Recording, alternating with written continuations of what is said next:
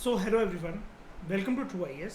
Subordinate codes वाले chapter को हम लोग कंटिन्यू करते हैं और इस लेक्चर में बात करेंगे हम लोग लोक अदालत के बारे में। नेल्सा के बाद अब हम लोग बात करते हैं लोक अदालत की। जो लोक अदालत है वो एक प्लेटफॉर्म है, वो एक प्रकार का फोरम है जहाँ पर जो केसेस होते हैं या किसी भी पर्सन को डिस्प्यूट्स हैं, एक दो लोगों को कुछ लेन देन का मामला है या किसी कंपनी ने कोई चीटिंग कर लिया आपके साथ। चीटिंग इन द सेंस मतलब कोई आप प्रोडक्ट लेकर आए थे और वो वापस नहीं कर रहे, उसको आप बहुत बार कॉल कर चुके हैं उनको, कुछ भी ऐसे रोज़मर्रा के जीवन के छोटे छोटे जो केसेस हैं, ठीक है। या फिर कोई ऐसी चीज़ें जो कि कोर्ट में पेंडिंग चल रही हैं और which are at pre litigation stage, यानी कि कोर्ट में आई नहीं है वो, यू आर टोटली रेडी। आपने कागज़ दस्तावेज वगैरह जैसा कि अभी हमने यहाँ पर पढ़ा था, आपने सब बनवा लिए डॉक्यूमेंट्स वगैरह एंड आप बस कल कोर्ट जाने के लिए रेडी हो, डिस्ट्रिक्ट कोर्ट, सबऑर्डिनेट कोर्ट, जो भी आप जाने के लिए रेडी हो। यहाँ पर बेसिकली करना क्या है, छोटी सी बात है, यहाँ पर ज़्यादा कोई सरदर्दी वाला टॉपिक है ही नहीं है। दोनों पार्टीज को बिठाया जाएगा और बोला जाएगा भाई साहब कॉम्प्रोमाइज़ कर लो, आपस में सेटलमेंट कर लो एमिकेबल मैनर में, यानी कि क्यों लड़ाई झगड़े करने, क्यों तू मैं करनी, कोर्ट में जाओगे, तारीख पे तारीख लगती जाएगी, यहाँ पर बैठ के कर लो क्या है क्या नहीं है। फॉर एग्जाम्पल, आपका कुछ लोन चल रहा था किसी की स्कूटी पे, बाइक पे, आप 3-4 किस्तें नहीं भर पाए, बैंक वालों ने आपके खिलाफ केस कर दिया। अब आपको पता है कि आपको कोर्ट में जाके पेनल्टी के तौर पर एक साथ हो सकता है पैसे भरने पड़ जाए, वो भरने पड़ जाए। आपने बैंक वालों को बोला देखो आपको भी उससे कोई पूरे तो मिलने नहीं है, मेरे पास कुछ है नहीं देने को। दोनों पार्टी को लोक अदालत बैठाएगी कि भाई साहब देख लो 35,000 की किस्त पेंडिंग थी, आप मोटा मोटी बता दो कि इनको कितने देने आपको, तो हो सकता है कि ये जो अमाउंट है तू मैं करते करते भी 20,000 पे सेटल हो जाए। एक और बात मैं बता देना चाहता हूँ, लोक अदालत को मैंने देखा है कई लोगों को सामने फेस करते हुए आंखों के सामने, तो मैं आपको इसके बारे में ज़्यादा अच्छे से बता सकता हूँ। एंड कुणाल, हमारे तो एमपी की घर घर की कहानी है, लोक अदालत डेली का केस है तो ये जो लोक अदालत है, यहाँ पर ज़रूरी नहीं है कि एक डेट के अंदर ही आपका पूरा का पूरा फैसला हो। जैसे मैं कह रहा हूँ ना कि जैसे 35,000 भरने थे लोन के, किस्त के और जो भी के, तो हो सकता है जैसे बैंक वाले भी ना माने एक बार में, आप भी नहीं मान रहे हो, वो कह रहे 30-32 से कम में नहीं मानेगा, और वो करके आप कह रहे हो 20 से है ही नहीं ज़्यादा सर जी, जो करना है कर लो। तो अब जैसे मतलब मान लो कि दोनों पार्टीज़ के बीच में हमें करना क्या, कॉम्प्रोमाइज सेटलमेंट करवाना है, तो दोनों की साइकोलॉजी यहाँ पर वर्क करनी चाहिए ना, दोनों के बीच में अंडरस्टैंडिंग होनी चाहिए। यहाँ पर हो सकता है कि 1-2 तारीख लग सकती हैं, आप दोनों ने वो बुलाया, थोड़ा सा अगले दिन बुलाया, हाँ, लेकिन इसकी अच्छी बात पता है क्या होती है, प्यारी बात यार, कोर्ट में तो पता नहीं, पता चला जनवरी की आज तारीख थी, फिर जाके अगस्त में लग जाए, जुलाई में लग जाए। आप यार सामने वालों के भी पैसे अटके पड़े हैं, हमारी भी जान अटकी पड़ी, हमारी भी जान सूखी पड़ी कि कोर्ट पता नहीं कल को क्या पैसा देगा, और क्या जजमेंट देगा, हमें कल को एक साथ पैसा ना भरना पड़ जाए। यहाँ पर क्या होता है, तारीख जो होती है वो जल्दी जल्दी होती है। अगर आपको आज अगर आप सेटल नहीं कर पाए ना, नरसों आ जाओ, परसों आ जाओ, फ्राइडे आ जाओ, बुधवार को आ जाओ, ये चीज़। और यहाँ पर आप ज़्यादा टाल भी नहीं सकते केसेस को, फिर वो आपको यहाँ पर अच्छी खासी धमकी दे देते हैं, देखो तुम लोग कोर्ट जाना है चले जाओ। भाई साहब आपको भी मैं समझा रहा हूँ, यहाँ पर जो पर्सन बैठे होते हैं ना, भाई साहब जैसे उससे बोलेगा जिसको भरनी थी किस्तें, भाई साहब आपको मैं समझा रहा हूँ, कोर्ट अभी आप कह रहे हो 20 नहीं मान रहे हो, अगर आप अभी यहाँ पर इनको देने को, फिर आपको कोर्ट में एक साथ भरने पड़ेंगे, और सर जी कोर्ट तो क्या करेगा जब इनसे मांगेगा, ये तो कह रहे हैं कि हम जेल चले जाएंगे, कोई दिक्कत नहीं है हमें, आप 20 लेना ले लो, वरना ये 20 भी जाएंगे आपके और ये 35 भी जाएंगे आपके, और आप 20 भी नहीं मिलने वाले आपको, आप सोच लो करना क्या है। तो यहाँ पर आके ना बहुत सारे मुद्दे ऐसे रोज़मर्रा के जीवन के लोगों के सॉल्व होते रहते हैं।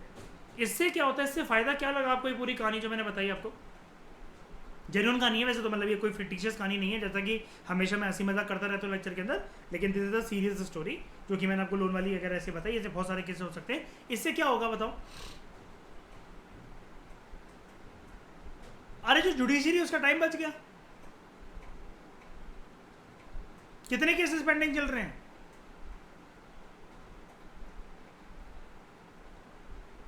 3 करोड़ श्रेया लगभग 90 केसेस पेंडिंग चल रहे हैं नहीं, to something like 3 crore approx, ठीक है। अब मीनिंग क्या है इसका, सुप्रीम कोर्ट ने इसको डिफाइन कर रखा है, इसको एक्सप्लेन कर रखा है, लोक अदालत का इंस्टीट्यूशन होता क्या। एंड एक चीज़ मैं आपको दिखाना भूल गया, ये जो नेशनल लीगल सर्विस अथॉरिटी हमने करा ना, ये कमीना यहाँ छुप कर बैठा हुआ है, 6 नंबर, इसको जाके देखते हैं क्या है। कुछ नहीं है, बकवास। एनुअल रिपोर्ट जो है 2015-16 की ministry of law and justice, वहाँ पर ये कुछ नहलसा की बात हुई थी। एंड ये जो सुप्रीम कोर्ट ने जो एक्सप्लेन करा, डिफाइन करा लोक अदालत के इंस्टीट्यूशन को, कौन से केस में करा था? Please use this case when you are defining Lok Adalat, the institution of Lok Adalat. PT Thomas versus Thomas Rob case 2005, ठीक है। तो लोक अदालत एक ना एडजुडिकेटिंग सिस्टम है। What do you mean by the term adjudication? क्या होगा इसको? नहीं, जुडिशियल सिस्टम नहीं। एडजुडिकेशन का मतलब क्या होता है? आपसी सहमति से मिलकर किसी भी मुद्दे को सॉल्व करो, एडजुडिकेट करो, ज्यादा मत घसीटो, जल्दी रिजॉल्व कर लो। तो ये एक ना पुराना तरीका है किसी भी मुद्दे को एडजुडिकेट करने का, जो कि एंशिएंट इंडिया से चले आ रहा है। लोक अदालत ये टर्म हमने एंशिएंट इंडियन हिस्ट्री में भी देख चुके हैं। ये वाली बुक मयूर याद करो, साउथ इंडियन हिस्ट्री में भी, नॉर्थ इंडियन हिस्ट्री में भी, है ना। और इसकी जो वैलिडिटी है, it has not been taken away even in the modern days too. Supreme court बोल रहा है सब, ठीक है। लोक अदालत का मतलब है पीपल्स कोर्ट, नाम ही है लोक, ठीक है। ये गांधीयन प्रिंसिपल्स के ऊपर बेस्ड है। श्रेया, सच्चाई के पहले रखवाले महात्मा गांधी, ठीक है। And it is one of the components of alternative dispute resolution system. मुझे को बताओ, देश में आपको कोई भी डिस्प्यूट हो किसी से भी, उसको रिजॉल्व कौन करेगा? उसका रेजोल्यूशन कौन देगा आपको? जुडिशरी। लेकिन जब यहां पर वर्ड आ गया ऑल्टरनेटिव, यानी कि आपके पास जुडिशरी के अलावा कोई और भी दरवाजा ओपन हो गया है ना, और वो कौन हो गया? लोक अदालत का। मतलब यहां पर भी आपको इंसाफ मिल जाएगा, ना मिले चले जाना, कोई बात नहीं, किसने रोका है? अब क्या है, दिक्कत क्या है? देखो, मैं जैसा कि आपको बता रहा हूं भैया, इंडियन कोर्ट्स बहुत ज़्यादा बर्डन है, ओवर बर्डन, एंड वहाँ पर केसेस के चल रहे हैं बैकलॉग। तो श्रेय घबराओ मत, जुडिशरी के भी बैकलॉग चल रहे हैं, हम तो फिर भी IAS ऑफिसर थे ठीक है। And regular courts, they are to decide the cases, जो कि बहुत ज़्यादा लेंदी प्रोसीजर, एक्सपेंसिव और सर दुखा देने वाला प्रोसीजर होता है। कोर्ट को सालों लग जाते हैं कभी कभार छोटे छोटे इश्यूज को रिजॉल्व करने के लिए, सेटल करने के लिए। और यहाँ पर जो लोक अदालत के अंदर जो बंदे बैठे रहते हैं ना मयूर, यही वाली प्यारी धमकी देते हैं ठकुराइन कि देख लो, वो केस चल रहा था कि उनका लेन देन का 21 रुपये का मामला था, 21 साल लग गए। जब उनका नंबर आया तो दूसरा जन्म ले चुके थे वो महाराष्ट्र में। लोक अदालत जो है ये एक ऑल्टरनेटिव रेजोल्यूशन प्रोवाइड करते हैं, ताकि आपकी जो न्याय मिलने की जो प्रक्रिया है, एक तो वो बिल्कुल भी कॉस्टली ना हो और जल्दी जल्दी हो जाए। एक्सपीडिशियस का मतलब होता है फास्ट।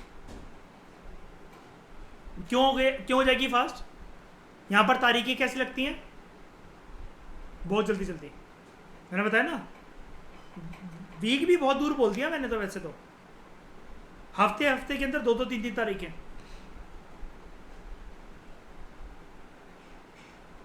जैसे हम लोग बोलते नहीं है, ये वही चीज़ है। मैं कंज्यूमर कोर्ट चला जाऊंगा, छोटी सी बात, गली में एक वाईफाई वाला है, पैसे ले लिए, 4 दिन से आप उसे फ़ोन कर रहे हो, नहीं उठा रहा, आज कर देंगे, कल कर देंगे, आज कर देंगे, कल कर देंगे। पहुंच जाओ कंज्यूमर कोर्ट, पूरे आपके पैसे वापस, 1 साल का पता चला वाईफाई की पेनल्टी लग जाए और बहुत कुछ हो जाए, और उसका ऑफिस भी, दफ्तर भी बंद हो जाए, क्योंकि प्राइवेट वाईफाई वाले होते हैं आजकल। ये इतनी पावर है यहाँ पर। लोक अदालत की प्रोसीडिंग्स में यहाँ पर ऐसा कुछ नहीं होता। There are no victors and vanquished and thus no ranker. इसका मतलब बेसिकली क्या होता है, यहाँ पर ऐसा कुछ नहीं है कि यहाँ पर आपने किसी को एक केस के अंदर हरा दिया, आपकी जीत होगी, वे होगी। यहाँ पर दोनों के पार्टीज का फायदा होना चाहिए। याद है बैंक वाला भी जो मैं एग्जांपल दे रहा था, भैया उन्होंने आपको कोई चीज़ फाइनेंस करके दी तो उनके पैसे लाजमी है, बनते हैं। सारी चीज़ें आप जानते थे, तभी तो आपने बाइक, कंप्यूटर, टीवी ली के नहीं ली। उन्होंने बता दिया था ब्याज के साथ साथ इतने पैसे लगेंगे, है ना? तो भाई सामने वाले को तो अपने पैसे चाहिए, आप नहीं दे पा रहे, ये आपकी परिस्थिति है, आप भी गलत नहीं हो अपनी जगह पर। तो यहां पर क्या है कि दोनों पार्टी कैसी सिचुएशन में होनी चाहिए, इस लाइन का मतलब क्या है?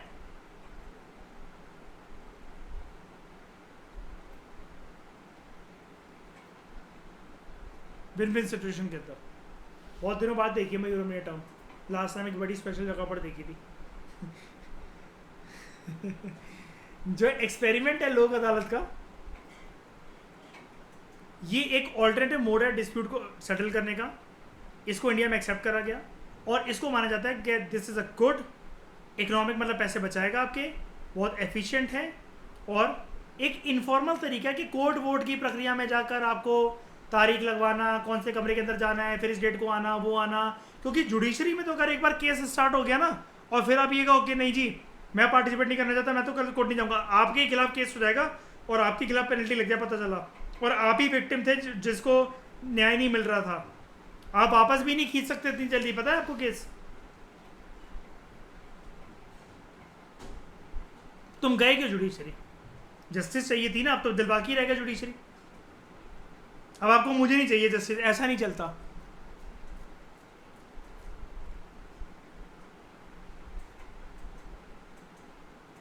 हाँ सही बात है, वकीलों का है। उसके बाद लोक अदालत एक दूसरा तरीका है जुडिशियल जस्टिस का, न्याय दिलवाने का। This is a recent strategy, ताकि एक इनफॉर्मल तरीके से, सस्ते तरीके से और फास्ट तरीके से एक कॉमन मैन को, आम आदमी को जस्टिस दिलवाया जाए। श्रेय इससे बोलो 15-20 करोड़ बार और लिख ले वाली लाइन। ये शुरू से ये यही समझा रहा है, ये एक ही लाइन घुमा फिरा के, ठीक है। It is a way of settling dispute, court already burdened है, ठीक है। कोर्ट के अंदर जाओगे तो टाइम वेस्ट होगा। अब ये वो केसेस होते हैं, ध्यान से सुनना, आप लोक अदालत के अंदर तब नहीं जा सकते अगर आप जुडिशरी के दरवाजे पहुंच चुके हो। तो वहां पर अगर आपका केस एक्सेप्ट हो गया, आपको सर जी हम तो लोक अदालत में भी सॉल्व कराए थे, नहीं जी, वो लोक अदालत एक्सेप्ट ही नहीं करेगा।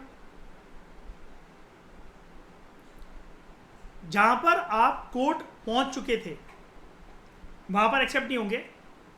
अगर नहीं पहुंच चुके हो तो हाँ, लोक अदालत आपका नेगोशिएशन, कंसिलिएशन, कुछ परसुएसिव टेंडेंसीज के साथ एक आपके प्रॉब्लम्स को सॉल्व कर देंगे। और यहाँ पर ना दोनों पार्टीज में एक चीज़ होनी चाहिए, common sense and human approach. And लोक अदालत में भी होती है वाली अप्रोच, वहाँ पर जो ऑफिसर्स बैठे रहते हैं। यहाँ पर क्योंकि स्पेशली ट्रेंड और एक्सपीरियंस मेंबर्स होते हैं and there is a team of conciliators. अच्छा, लोक अदालत सबसे ज़्यादा किसके काम आ सकती है? हिंदुस्तान का सबसे कॉमन मुद्दा बताओ, जिससे जुडिशरी भी बर्डन ना हो। नहीं नहीं, मिडिल क्लास क्या,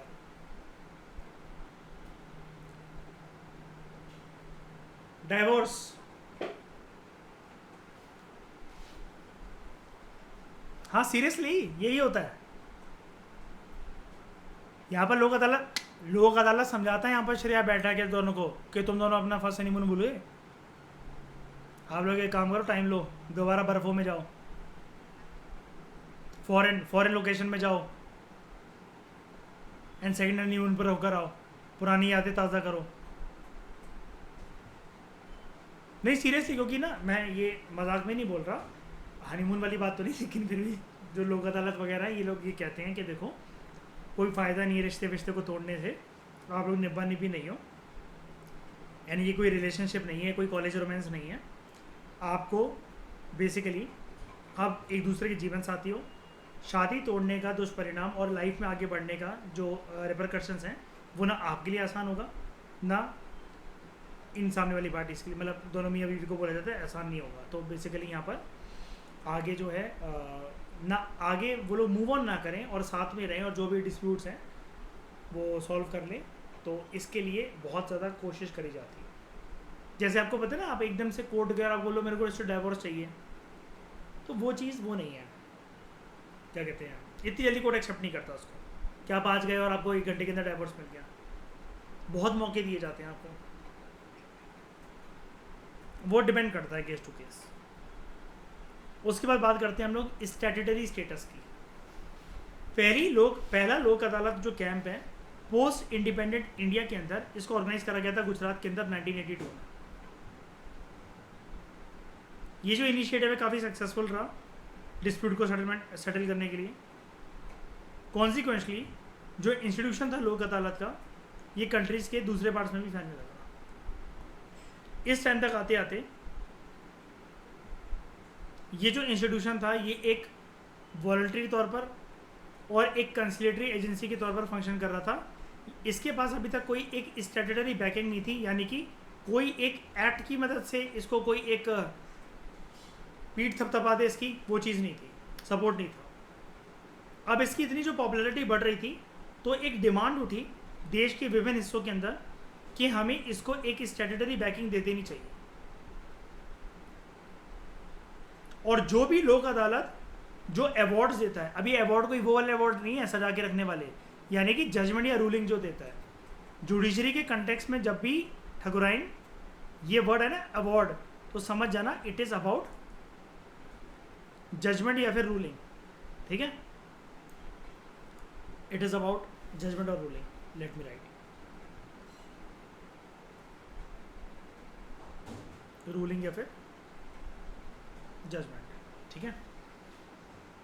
तो जो इंस्टीट्यूशन है लोक अदालत का, इसको स्टैट्यूटरी स्टेटस मिलता है जब लीगल सर्विसेज अथॉरिटीज एक्ट 1987 आता है। मयूर अप डाउट क्लियर हो गया? लीगल सर्विसेज अथॉरिटीज नालसा, मतलब नालसा तो चलो अलग अलग, वो भी इसी के अंतर्गत बनी है, नेशनल लेवल पर, स्टेट लेवल पर स्टेट लीगल सर्विस अथॉरिटीज होती है, वो छोड़ो। ये लीगल सर्विसेज अथॉरिटीज एक्ट की वजह से, जैसे नालसा को रिकॉग्निशन मिला, वो भी एक स्टैट्यूटरी बॉडी बनी, तो लोक अदालत भी साथ में ही बन गई इसके एज अ स्टैट्यूटरी बॉडी, ठीक है।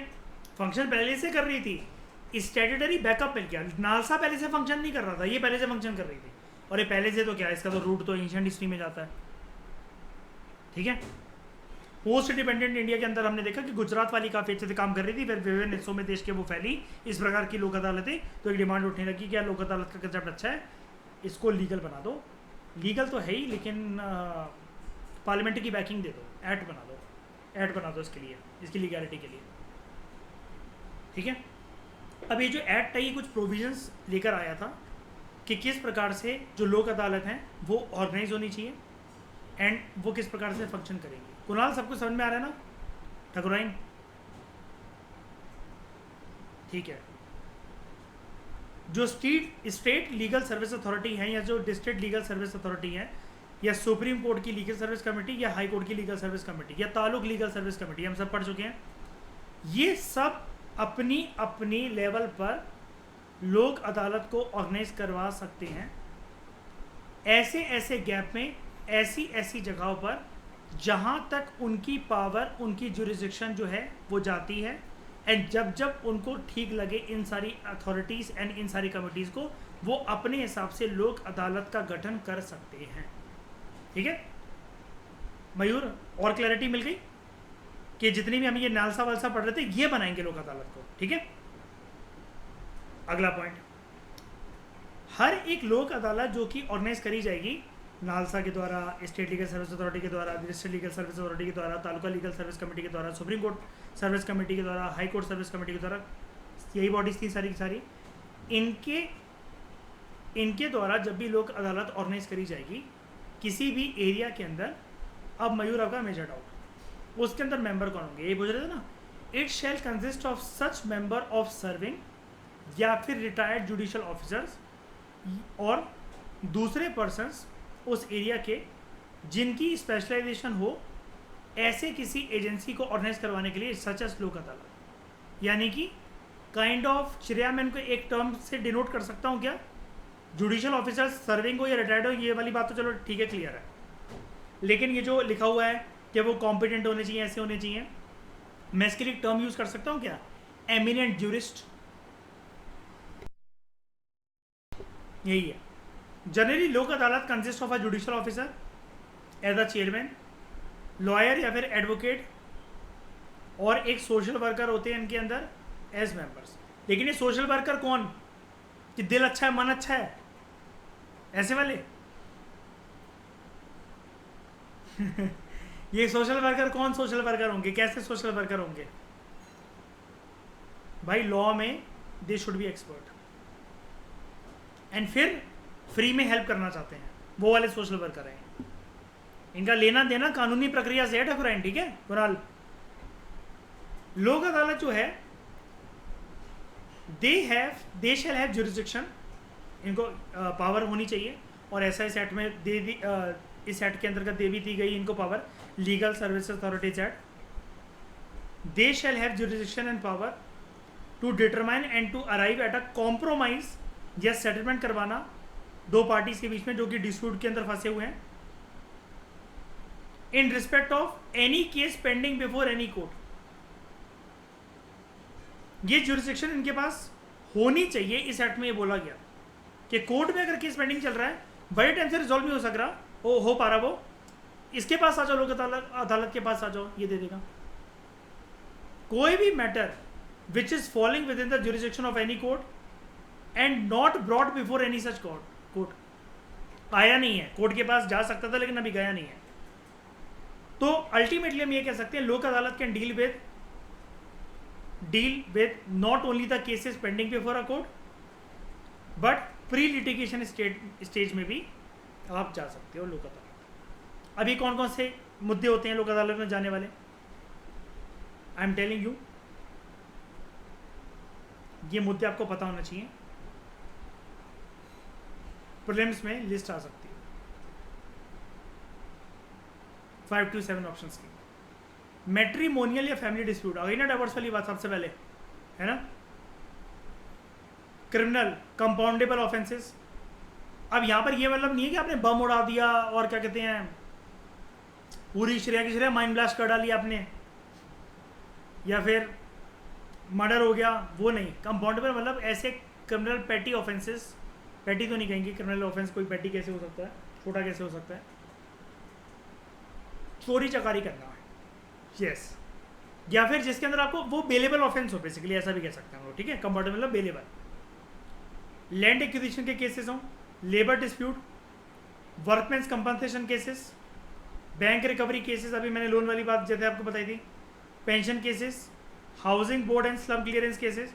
ये हाउसिंग बोर्ड वाला मुद्दा जानते हो, नायक मूवी के अंदर जब अनिल कपूर उस सरदार जी से घर खाली करवाने जाता है तो कराम कहते हैं ना, हाउसिंग बोर्ड वालों ने कब्जा कर रखा है इसके ऊपर और किराए पे चढ़ा रखा है, वही चीज़, ठीक है। Housing finance cases, consumer grievance cases, electricity matter, disputes related to telephone bills, municipal matters including house tax cases, dispute with cellular companies, मैंने बोला ना जियो वाले या कंपनी वाले आपका एकदम से पैसा काट ले और वो कर लें, ये सारे के सारे मुद्दे लोक अदालत देखता है, संभाल सकता है। लेकिन लोक अदालत की किसी भी प्रकार की जुरिसडिक्शन नहीं होती है, they shall have no jurisdiction in respect of any case or matter related to an offence जो कि कंपाउंडेबल नहीं है अंडर एनी लॉ, यानी कि वहां पर it is a non bailable offence. ये की टर्म है, याद रखना। किसी पर्सन ने कोई ऐसा क्राइम कर रखा है, कोई ऐसा ऑफेंस कमिट कर दिया जो कि कंपाउंडेबल नहीं है, बेलेबल नहीं है, फिर आप लोक अदालत नहीं जा सकते। आप सिर्फ ये बोलकर जा सकते हो कि सर जी ऐसा हो गया था कि थोड़ा मेरे ना पुलिस वालों के साथ बैठकर सॉल्व करवा दो केसेस, लोक अदालत का आपको करा, आपने करा क्या है, वो कुछ नहीं, हल्का फुल्का बम लगा दिया था और ताजबाज पे कब्जा कर लिया था मैंने, ये गुस्सा हो गए, मैं सेटल करने के लिए तैयार हूँ केस, है मयूर, इसको बोलेगा इसके मुंह पे काला कपड़ा पहन के बांध दो से, ठीक है। In other words offences which are non compoundable under any law, ये लोक अदालत के दायरे के बाहर है। अगला, कोई भी केस अगर कोर्ट के आगे पेंडिंग हो वो लोक अदालत को रेफर करा जा सकता है फॉर सेटलमेंट। यहाँ पर एक कंडीशन है, इफ दोनों पार्टीज अगर एग्री करें कि वो डिस्प्यूट को सेटल करना चाहती हैं। अब आप कहोगे ना, आपके दिमाग में एक चीज आया होगा, आपने पूछी नहीं, सर अभी तो आप थोड़ी देर पहले समझा रहे थे कि कोर्ट के अंदर अगर केस चला गया तो लोक अदालत कर ही नहीं सकते, है ना। ये है किंतु परंतु वाला ऑप्शन। यार अब जो कोर्ट केस, जैसे कोर्ट में केस चला गया, हम दोनों एक दूसरे को बड़े टाइम से समझा रहे थे, देखो कोर्ट में जाने का कोई फायदा नहीं, कोई फायदा नहीं, कोई फायदा नहीं है। एक बंदा फिर भी चला गया कोर्ट के अंदर। अब आप कहोगे ना भाई अब तो सुननी नहीं है, फिर वो बाद में आ रहा है आपके पास के लोक अदालत में सॉल्व सेटल कर लो, आप उससे बोलोगे मतलब ये ऐसा केस है कि जब दोनों पार्टी रेडी हो तभी लोक अदालत के अंदर आ सकते हैं। अगर कोर्ट में वो केस चल भी रहा हो, आप उससे बोलोगे सर जी देखो आपको मना करा था ना कोर्ट नहीं जाना है, चले गए ना तुम कोर्ट, अब चलो कोर्ट में ही इशू होने दो। वो कहेगा इतने साल लग जाएंगे, वो कहेगा भाड़ में जाए 100 साल लग जाए, अब तो ये कोर्ट से ही निपटेगा अब तो ये मामला। मतलब पर्सन अपनी ईगो पे ले गया, वो लाने को तैयार ही नहीं कि तुम कोर्ट गए कैसे, पहले तुम्हें मना करा था कि लोक अदालत में बैठ के सॉल्व कर लो, तब तुम करा नहीं तुमने। मतलब समझ गए, दोनों पार्टीज के आपसी समझौते की बात है ये। या फिर one of the parties makes an application to the court कि सर जी आप हमारा मैटर जो है लोक अदालत में दे दो, लेकिन कोर्ट भी यहाँ पर बेवकूफ नहीं है यार। दूसरा पार्टी कहेगी सर नहीं हम जाने को रेडी नहीं है लोक अदालत,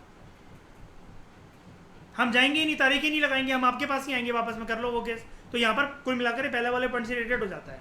या फिर अब क्या है कि यहाँ पर कोर्ट ना अपना स्टैंड ले रहा है, कोर्ट ये बोल रहा है कोर्ट इज सेटिस्फाइड दैट ये मैटर एक अप्रोप्रिएट मैटर है, हमारे पास इतना दिमाग नहीं है ना इतना टाइम है ना कुछ भी है कि हम ये छोटे छोटे ऑफेंसेस को डील करें, हमारे पास बहुत बड़े बड़े केसेस पड़े हुए हैं। तो कोर्ट ने बोला यार this case is taking too much time, और हमारे पास कोई 6 महीने तक डेट शेड्यूल नहीं है, भाई साहब आप बता दो, दोनों को जाके लोक अदालत के अंदर सॉल्व करना है मैटर, हम तो जो तारीख है वो अगले साल की लगा रहे हैं, बता दो आपको क्या करना है। तो पार्टीज भी बोलेंगे यार अगले साल कौन वेट करेगा, इतने तो पैसे लग जाएंगे वकीलों से, और वो करने में पता चला भूल भी जाए डेट पर आना 10 महीने 6 महीने बाद या 1 साल बाद। तो उन्होंने बोला हाँ सर जी चलो कर दो, या फिर कोर्ट खुद भी बोल देता है रेफर दिस मैटर टू लोक अदालत। अब अगर in case of pre litigation dispute में आप कोर्ट जाने लगे थे, ठीक है, the matter can be refer to the Lok Adalat for settlement उस एजेंसी के द्वारा जो कि लोक अदालत को ऑर्गेनाइज कर रही हो, on the receipt of an application from any of the parties to the dispute. यानी कि कोई भी एक पार्टी बोलते कि सर जी सामने वाले को बोल दो प्लीज कि लोक अदालत के अंदर इसको केस को ले आओ, आप इसको कोर्ट के अंदर मत भेजो कि इसको अंदर हम यहाँ पर बैठ के सॉल्व करने को तैयार है। जैसे मतलब मान लो पहले पर्सन आपसे कर रहा था मैं तुम्हें कोर्ट लेकर जाऊंगा, आपने उसका लोक अदालत में बैठ के सॉल्व कर लो। अब आपने खुद पेपर बनवा लिया कि हाँ चलो कोर्ट में ही देखा जाएगा, मैं खुद अपील फाइल कर रहा हूँ कोर्ट के अंदर। अब सामने वाला पर्सन लोक अदालत के पास जाकर एक एप्लीकेशन ले आया, सर जी बुला लो, चलो ठीक है बात कर लेते हैं बैठ के। क्योंकि सब लोग जानते हैं कि देखो कोर्ट कचहरी से कोई डरता नहीं है, कोर्ट कचहरी का डर सिर्फ एक ही चीज का होता है कि भाई डिले बहुत है प्रोसीजर के अंदर, है ना, बहुत ज्यादा। अभी तो बताया था हाँ कोर्ट जाने से पहले जो आप मतलब बस रेडी हो अगले दिन कोर्ट जाने के लिए बस काइंड ऑफ। एंड लोक Adalat shall have the same powers जो कि सिविल कोर्ट में है, सिविल कोर्ट के पास होती हैं under the criminal code of criminal procedure. यानी कि आप इसकी रूलिंग को ऐसे नजरअंदाज कर सकते हो नहीं ना। While trying a suit in respect of the following matters, कब इसके पास बिल्कुल सिविल कोर्ट जैसी पावर होगी under the code of civil procedure 1908। Summon कर सकता है लोक अदालत किसी को भी और एनफोर्स कर सकता है कि भैया इस विटनेस को हमारे सामने पेश करो, हाजिरी दो। एग्जामिनिंग हिम और हर ऑन द ओथ का मतलब ये होता है आके यहाँ पर बात करो, आप छुप छुप कर कहाँ घूम रहे हो इतने दिनों से, ठीक है। उसके बाद discovery and production of any document, किसी भी बॉडी से बोल सकता है कि हाँ जी तुम्हारे पास ये क्लिप थी, ये फुटेज थी, जो भी डॉक्यूमेंट था पेश करो हमें। एविडेंस ऑन एफिडेविट, ये वही वाली बात है। रिक्विजिशनिंग ऑफ एनी पब्लिक रिकॉर्ड और डॉक्यूमेंट फ्रॉम एनी कोर्ट और ऑफिस के, आपका जैसे अभी तक कोर्ट में चल रहा था केस, तो वहां पर जो भी डॉक्यूमेंट्स वगैरह गए ना पब्लिक रिकॉर्ड या डॉक्यूमेंट, उनको मंगवा सकता है कि वहां से ले आओ, आपको नहीं बोलेगा, मतलब मंगवा लेगा कोर्ट, ठीक है। एंड सच अदर मैटर्स जो कि प्रिस्क्राइब कर रखे हो कोड ऑफ सिविल प्रोसीजर के अंदर। इसने क्यों बोल दिया वाली लाइन, क्योंकि we are not here for law optional preparation, हम लॉ ऑप्शनल की तैयारी नहीं कर रहे हैं, हम पॉलिटी एंड कॉन्स्टिट्यूशन को ऊपर तरीके से समझ रहे हैं। Further Lok Adalat shall have the requisite powers to specify its own procedure. Lok Adalat चाहे तो अपना खुद का प्रोसीजर बना सकता है कि कैसे केस को किस तरीके से सॉल्व करना है। ऑल्सो जितनी भी प्रोसीडिंग्स होती हैं लोक अदालत के सामने वो जुडिशल नेचर की मानी जाती हैं, और ऐसा माना जाता है कि they come under the shadow of Indian penal code, और हर एक जो लोक अदालत होती है वो एक सिविल कोर्ट ही मानी जाती है एक तरीके से, for the purpose of the code of criminal procedure 1973। यानी कि कहने का मतलब ये है आईपीसी की धाराएं और सीआरपीसी की धाराएं भी लग सकती हैं कि आपके ऊपर, बिल्कुल। आप वहां पर गुस्सा हो गए तो लोक अदालत के अंदर जो ऑफिसर बैठा हुआ उसको थप्पड़ मार दोगे कि जाकर,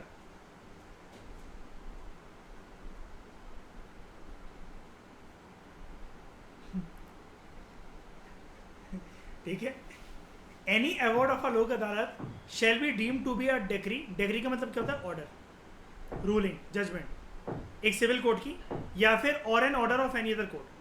हर एक जो जजमेंट, एक जो रूलिंग जो लोक अदालत के द्वारा दी जाती है, देख लो ध्यान से, it shall be final and binding on all the parties to the dispute.